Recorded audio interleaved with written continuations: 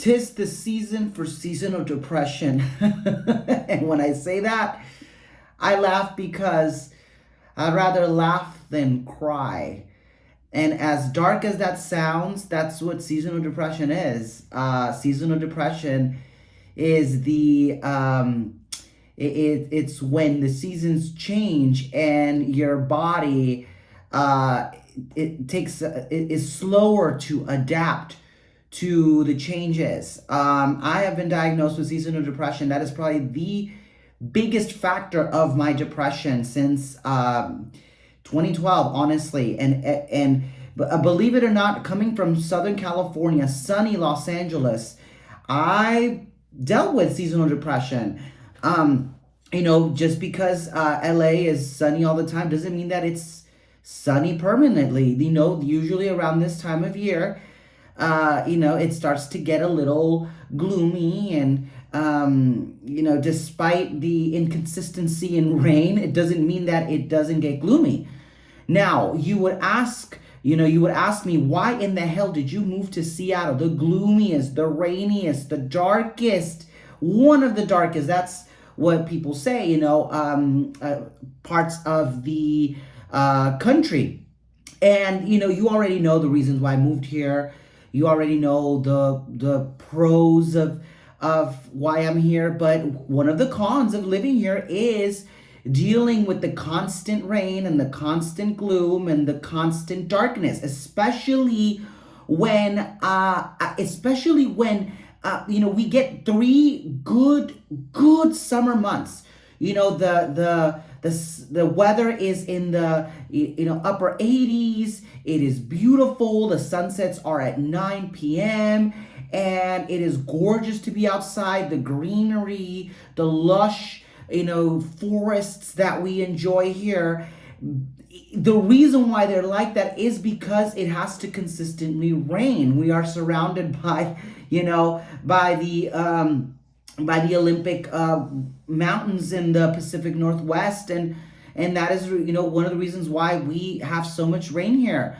And as much as I love Seattle, as much as I love the Pacific Northwest, this is the time of year where I am trying my best. I am trying to do the work. I'm trying to, take vitamin D and, get my exercise and make sure that I'm eating right and I'm getting the enough sleep and making sure that I'm consistent. But at the end of the day, seasonal depression or sad still gets to me, especially in the dull months of January and February.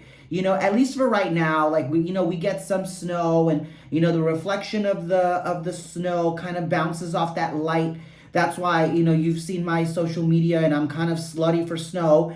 And the holidays are coming, so the anticipation of the holidays, and talking to friends and being with family members, as well as events at work. So that keeps me busy. That keeps me anticipating for what's to come. But then it comes New Year's, and then it just goes downhill. It just doesn't stop raining. It just doesn't stop. And maybe we get some short breaks in between the week. I will say that last winter was one of the darkest and one of the rainiest, and for some reason we just couldn't get out of winter. It was snowing in April. It was raining in June, and by mid-July we were just getting a hint of sun. So it has been a long winter, at least in 2021 and 22. So there were multiple times where I've been in the car with my partner, and I just tell my partner, and this is very dark and this is very intimate, but I'm like, I just want to run away. I just want to run away and drive as far as I need to, just so I can get some sun. And granted, we had a couple of vacations in the winter, and a couple of vacations in the winter, so I could have some sun, just so I could feel that. And believe it or not, some people may not be knowledgeable or may not understand what seasonal depression is. I've had people literally like ha ha ha ha laugh at me.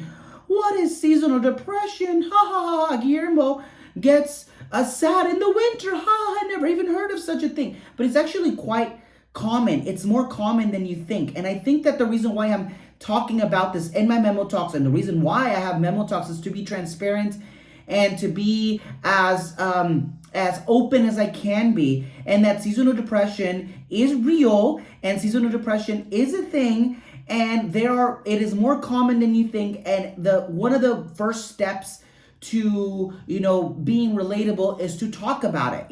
There is really no cure for seasonal depression. There's really no cure for the winter blues, and for the sadness. Even like my partner back in April and May, and he doesn't suffer it. He was like, okay, it's a little dark here. It's a little dark in the Pacific Northwest. Like, what's going on? There's no there's no sun and everything. So talking about it here and being open and confessing that I have been dealing with this for a very long time.